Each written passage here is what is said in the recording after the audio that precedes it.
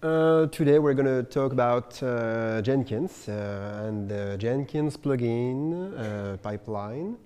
We're going to have a demo at the end of the talk, so let's start. So I'm Baptiste Mathus. I'm a Jenkins committer, and I am also active on the Mojo House open source project, which was previously named Codehouse, Mojo at Codehouse. Mostly I'm a community guy, and I spend quite a few hours contributing to the Jenkins project. And if you want to know more about all of these, you can use that QR code or whatever. Let's discuss what we are going to talk about today. We are going to somehow discuss where Jenkins comes from. We will then try and refactor an existing standard, what I would call a standard build, into a pipeline one, and then we will show how to try and parallelize some steps to actually accelerate the whole process and be able to go faster. We will talk about this a bit more, and again throughout the talk. Quick history. Don't worry, it's not going to be long. Kosuke Kawaguchi created that project in around 2005, 2004, when he was working actually at Sun, and sometimes the tagline or the thing he's saying when he describes the first years, he was saying that actually he wanted to try and catch his mistakes before his colleagues. So that's how Jenkins, named differently at that time, started. It was named Hudson. In 2011, actually, the project got renamed. The community went away. And I would dare say, no, I'm not going to say Hudson stopped, but pretty much. Anyway. Today, the state of Jenkins is a bit more than 1,000 plugins, more than 100,000 installations in the world. As I personally handle one of the things about forking new plugins here, I can tell you that about between 2 and 4 new plugins in average are actually forked each week. So it's a vibrant community. There's a lot of activity, which you can see here. I excluded the merge commit, which you have a lot with pull requests. So you can see there was, throughout the last year, only on the core, there were about almost 2,000 commits. Only on the core. I'm not talking about the plugins. And pretty much an active community. So let's stop talking about non-technical things. I guess you're not here for that. Okay, who in the room already used Jenkins or Hudson, if you were unlucky? Okay, so you know, basically, in general, you know that type of job, which is called a Jenkins Freestyle Job. You may wonder what that is if you didn't have a look at Jenkins 2. This is actually a revamping of the existing job type, which is the freestyle one, in Jenkins 2, which you can see some pretty tabs anyway. This is almost the same. So previously, when you wanted to create a job, you just you would configure the name, configure the URL, and then configure the steps you wanted to build. And typically, in a Java project, you would generally call Maven, or Gradle, or if you're really, really unlucky, Ant, or shell scripts, or whatever. This is typically what you would do. And then if you want to add some steps, you would go to post-build actions and either add some steps or start, spawn, I would say, or trigger other builds, other jobs, other builds of other jobs. This is fine. This was fine. But let's face it, today it's beginning to be somewhat sometimes complex to scale, I would say. Not in the sense of scaling in the infrastructure, but scaling the complexity of your build. If you want indeed to add some steps here, you're going to have to add a lot of and you're going to have to click a lot on different places. So what about if you want to do more complex things today? First thing first, what if you want that your build can stop at some point and wait for some user input?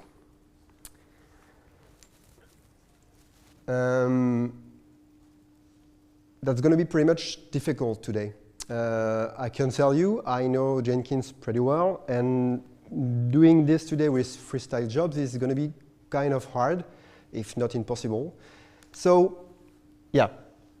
What if you want to do some steps in parallel? If you want to, for example, say, okay, I built the initial things of my project, and now I know I have a bunch of tests, and I would like to be able to to send some of those tests in parallel before joining and, let's say, deploy or whatever we want to do. It's going to be a bit hard, and it's going to be a bit even harder if you want to fail fast. It's not that difficult. You're going to be able to spawn multiple builds per, for example, each test. But what if you want to, that if you say triggered 100 builds in parallel, and you want that all those builds immediately fail if one fails? It's going to be a bit hard. You're going to be you're going to have to find something like lock plugins or so to find the other one by reference, and maybe use some system Groovy script inside the Jenkins server to find the other one and kill them. It's not going to be pretty. And then, what if you want to deploy? That you're going to have steps and steps. And what if you want to, for example, if the testing fail, roll back? So another step, another complexity, another logic more. So you see that it's beginning to be kind of difficult. And as you may know, in the market, in the area, you know, some other projects have already started exploring ways to do this a bit more easily, a bit more in a modern fashion. So, what are we talking about today? What the fuck is that thing I talked about is a pipeline. A pipeline is actually not so new concept, but is something coming from many different movements, like the continuous delivery one, DevOps, and some companies have shown the way to be able to actually smoothify the delivery process of your softwares. So what is a pipeline? Is something you're going to design upfront at the beginning of the project to be able to take your code the quickest possible way to production, or at least to some, let's say, pre-production or whatever. And doing that is kind of sometimes the next step to when you hear about it. I'm pretty sure everyone in the room already heard about continuous integration. I would say that today, continuous integration is more than standard, almost past. Not meaning continuous integration is now obsolete. It's just mainstream. And now we want to go a bit further. Going a bit further is indeed to take the typical continuous integration phase you encounter in many companies, which generally stops around here, sometimes here, but generally doesn't go to users. I'm pretty sure you've already seen some documents, 20 pages to deploy, and when you are on the 18th page, if something goes wrong, something is written, go to the page 1. That just can't scale, and many companies like Google, like some other ones, have shown that to scale, to be quick, you have to automate everything. I'm sure, or maybe not all of you have heard about it, but you have to be aware that deploying many times a day is not a miracle, is not a dream. Companies like Google, like Netflix, deploy hundreds or thousands of times a day using those kinds of concepts. Back to the freestyle job I was talking about, you indeed start seeing some deficiencies about it. Namely, the fact that you're going to have to be able to manage a whole bunch of different jobs, version them. And what about robustness? What happens if your Jenkins needs to have some things updated, plugins or whatever? What if the whole Jenkins, for whatever reason, be it the whole machine, the whole host, or only the software crashes? If your deploy takes a few hours, is it going to be able to restart where it left? Today, our field is more and more, I'm sure you've already heard about it, is heading towards versioning everything, using everything as code. Pipeline infrastructure as code, you may know. You may know those tools like Ansible, like a more established one, a CF engine, Puppet, Chef, and more recently, Docker. Things that lets you describe even the infrastructure you're going to run in. The goal being that when you put everything in code, then it's far easier to do many things. Namely, for example, rolling back. Rolling back is not going to be free, but it's going to be far easier if you indeed have the whole code versioned and readable, maintainable, not in, as I said, tens of different jobs in different places. Why? It's to go faster. And to go faster is, like I said, to make your company successful and globally to make your users happy.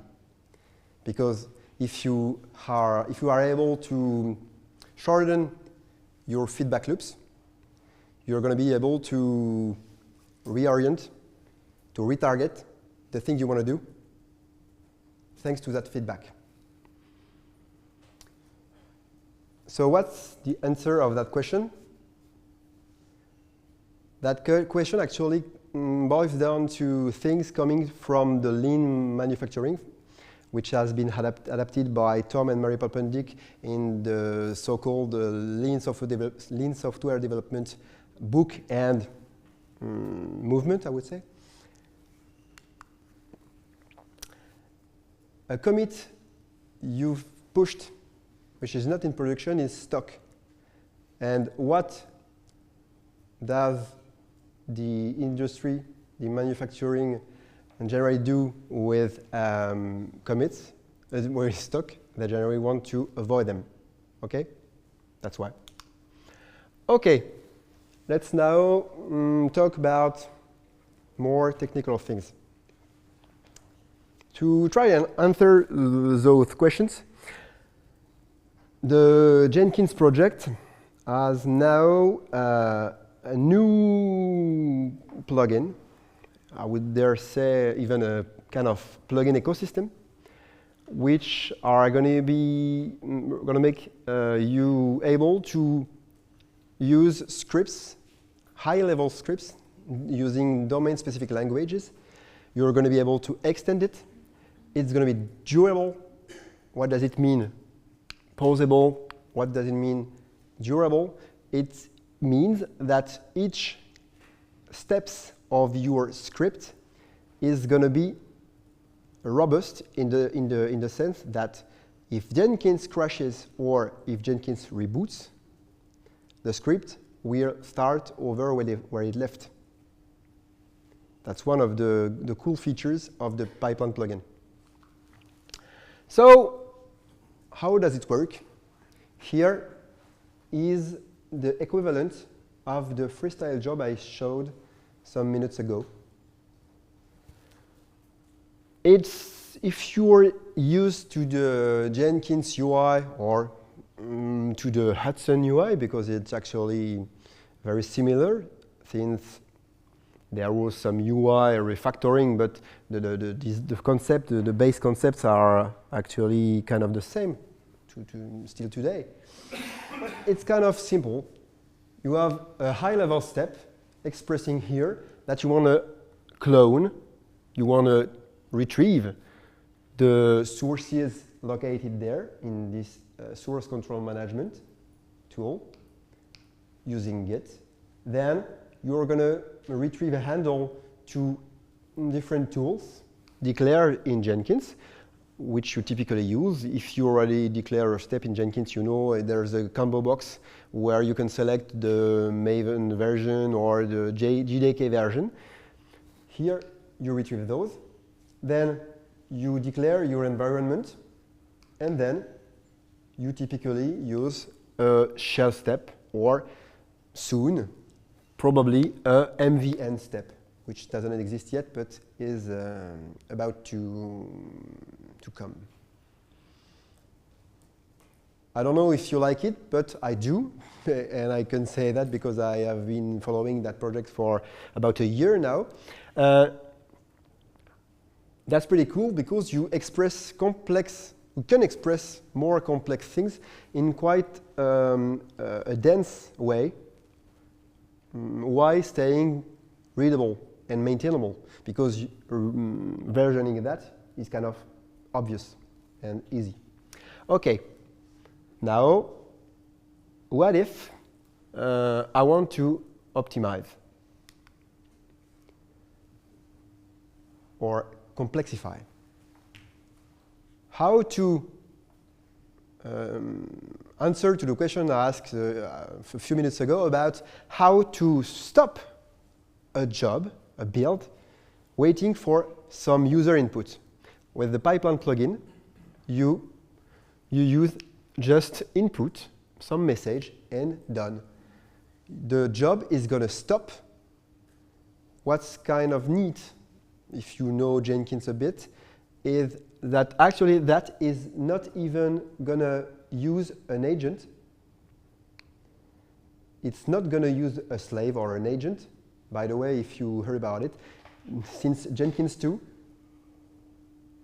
slave don't exist anymore. Now you say an agent. Okay? That might sound the detail, but it's not. If you want to complexify, it's still a bit complex, but it's improving. You can even ask user a question with parameters. So let's say, okay, yes, no, you want to deploy. But if you want to deploy, maybe you want to tell me that you want to deploy at least starting around, let's say, 10 p.m. And then you're going to be able to use that parameter to react in your script to do whatever you want to do with that parameter.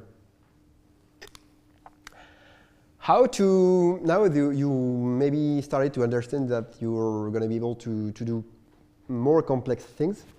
How to be able to say, okay, I'm building something on a node, and then I'm building something on a node, but maybe, for example, I'm going to build the war, and I want to pass it around on a node where I'm going to be able to build, for example, a Docker image.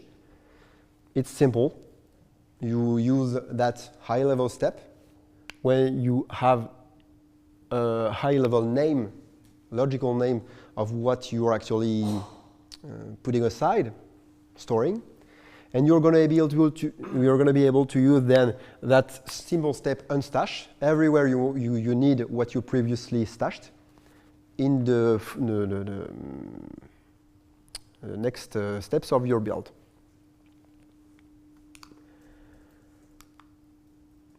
What about parallelism? I told you about the requirement to, or yeah, the needs today to be able to go faster. And when you want to go faster, you want to, for example, be able to use the cloud, for example. You be able to use the infinite possibilities to dynamically provision machines. And to say, that's not actually a fake example, by the way. It was how some company was able to unload some of the internal load to the cloud to say, okay, it's going to take a longer time outside in the cloud, but we are going to spawn thousands of machines, and globally we're going to be able to be faster. And today, you should consider using those to be able to, let's say, go from 1 hour build, sequential build, to 10 minutes, 2 minutes. If one step is parallelizable to some level, it's probably a waste to not think about it. So, with the pipeline plugin, how to spawn parallel tasks, it's as simple as that. Actually, here is a logical name, whatever you want to call it. And then here is a code block, a closure. So here is going to start that code block and that one in parallel. Then you may wonder how to do what I talked about a few minutes ago, about how to stop the whole process if one fails. It's pretty simple. You're going to be just able to do that using fail fast true. So you see, you were already able to do that previously using the existing infrastructure somehow, but you wouldn't. You wouldn't, like you wouldn't dig your foundation with a spoon. It's feasible, but you won't do it. You can actually script things. So what does it do? It's going to spawn in parallel 10 agents, just for the example, showing a message with the index and sleeping.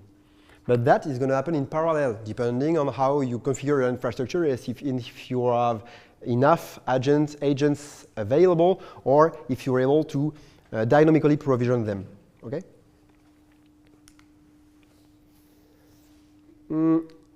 There's another simple step, which is not technically required, but is very, very valuable to be able to actually document your build by somehow tag your different steps. It's actually used this way, and soon it will be used a bit differently, but not yet, to be able to wrap many steps like you would do here to clarify the different steps of your build. And when you use that, there's a standard plugin, another one, which is called the Stage View plugin, which is going to be able to show you a visualization of your running build being live updated, right?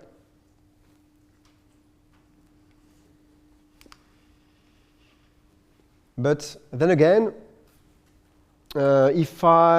maybe the situation is a bit better if I move everything inside a single script, but you still have to version it. And probably, maybe you have many branches, you want to have some variations between branches, so how to do it? You can actually use what's called a Jenkins file. A Jenkins file is a special file you would store in the repository, in the source repository at the root, and it's going to be parsed automatically. And how to use it? It's kind of simple. You create a another job type, which is called a multi-branch job. You point it to your URL, SCM URL, and click Save, and done. What it's going to do is scan the repo, scan the branches, and for each branches having a Jenkins file, it's going to create if you know Jenkins, something that looks like a view for a single source repository for each branch. You may wonder, okay, that's great, or that seems great, but do I really have to learn all those new steps and do trial and error to be able to use it? Or is there some things letting me, which is going to be helpful to do that? The answer is yes. In the Jenkins instance, you have what's called the Snippet Generator, where you can actually select the step you want, parameterize it, click Generate, and just copy-paste it inside your script. So when you start getting used to it, you don't use it anymore, but it's great for onboarding on where you're in doubt. What's cool, and maybe that's the occasion today to talk about it, because IntelliJ has something which is called Groovy DSL, and I think there's something equivalent or roughly equivalent in the Eclipse world with the DSLD or something like that, to be able to actually describe a DSL and to provide auto-completion inside the IDE. So in the Eclipse UI, in the Jenkins UI, you can click on a link which will export the GDSL directly usable inside IntelliJ. So it's an open source project. If someone knows a way to provide the equivalent for Eclipse, that might be the right time. Okay, let's try and show you how it can work for real. The infrastructure I'm going to use today to achieve the infinity I was talking about, the fact I'm going to use the cloud. To do that, I provisioned, thanks to DigitalOcean sponsoring, a Docker Swarms cluster with some CPUs and RAM. So a bit more than 300 CPUs and a terabyte of RAM. And that's going to be interesting to use for the demonstration.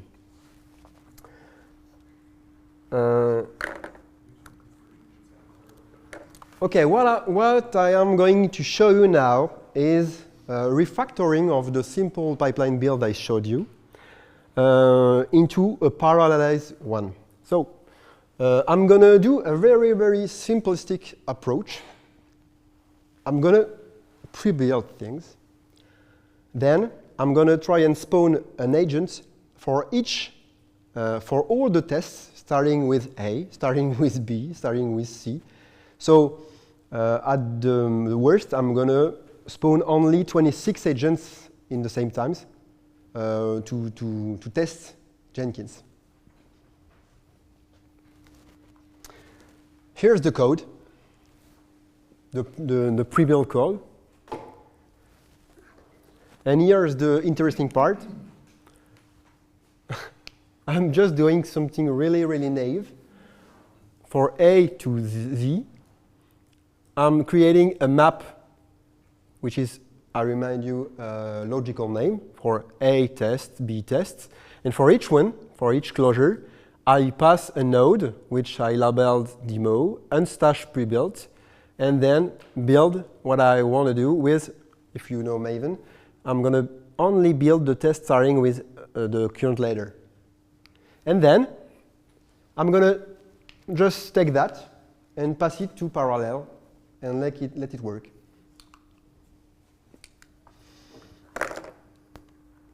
So here's the instance I provisioned. You can see here that because it's taking between 10 and 15 minutes to run the pre-build step, I actually started it at the beginning of the talk, and now you can see it's building the test step. So if I go here, you're going to see that indeed it started provisioning some machines, not all of them, but you see here that it's building, and I think some tests are actually already finished. And what's interesting, if I go back here, is indeed you can see that you can analyze this, and it's still very early. It's going to improve, but already usable. For example, what's going to improve is something I talk about. For example, here it's kind of difficult to use still because you can see that some steps here are in that one. But soon you're going to be able to possibly hide some of the steps because of the fact you're going to wrap some steps inside the stage and be clearer on what really is a part of a stage and what maybe shouldn't be even visible from here. For example, the loop creating the test, the data structure to spawn the parallel, you maybe don't want to see it appearing. And here you can see that as there's many letters in the alphabet, there's unstashing here for each letter. You can see here each shell script is being started.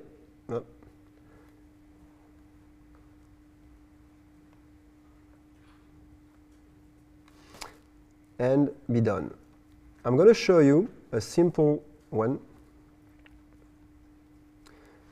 As another demonstration, I created a simple build here to show you how it's going to evolve, because it's indeed hard to show you the whole build of Jenkins, even the parallelized version, because it's taking still about 40 minutes. So I created a simple one here, the one you saw actually in the UI, and I'm going to try and start it now. What is going to happen? What is happening currently? Jenkins is actually currently talking to the Docker Swarm cluster and asking it to provision dynamically agents, and it's going to send all those builds to the dynamically provisioned one. There's some variations between the time it actually is going to be provisioned because of historical reasons in the Cloud API of Jenkins to be able to originally handle the cloud providers where provisioning machine would take time, and so their cache and optimizations to be able to not over-provision machines. So sometimes you may have to wait a few seconds or a few minutes maximum to see it starting. So now you see that some of the steps started being executed here, here, here, here. And you'll see that when it's going to be finished, it will simply go away since those slaves, those agents, are dynamically provisioned and then thrown away.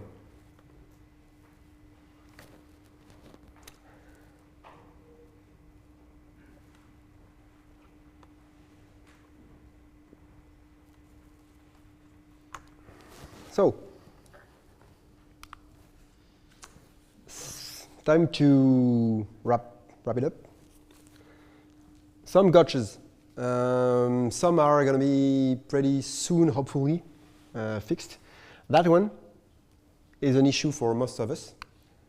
You're not going to be able to use functional style programming, be it in Groovy, things like find all, collect, which are the equivalent, if you know other languages in functional programming, which are the equivalent of filter and map. You can't use it yet, but it's coming.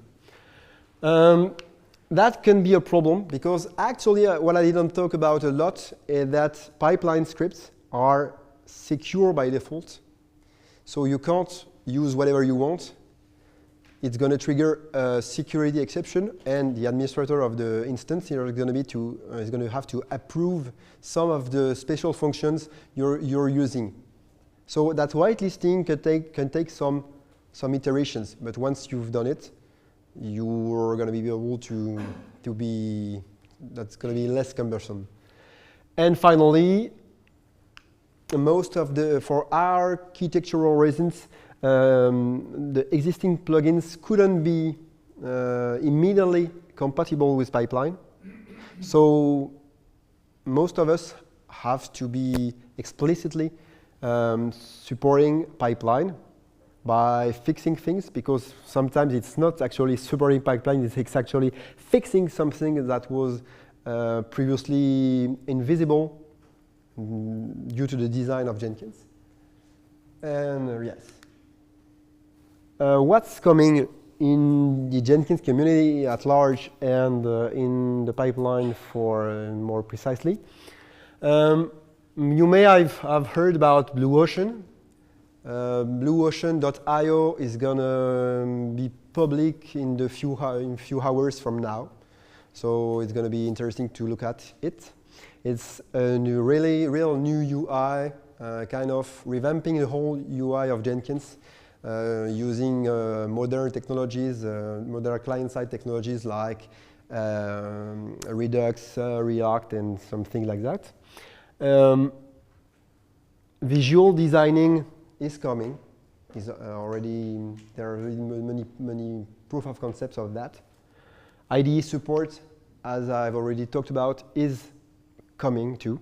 So that's an open source project. Everybody is welcome, and I hope you find it interesting, and we will be happy to see you there. Thank you.